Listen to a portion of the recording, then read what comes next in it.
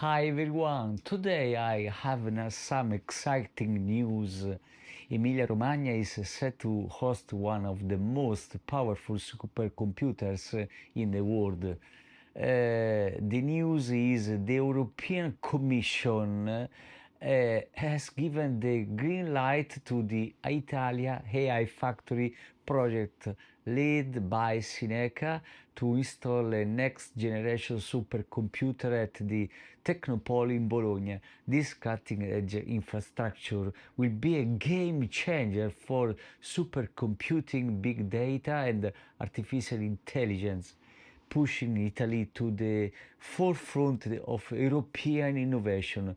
The analysis and what it means for you is that for professionals and entrepreneurs, this is a massive opportunity. Access to such advanced technology can transform the way we do business, but with innovation comes new challenges.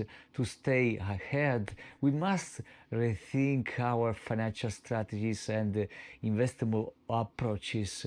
Diversification and continuous skill development are key to thriving in this rapidly evolving landscape. So, how are you preparing for the future in this area of rapid technological change? Let's talk about it.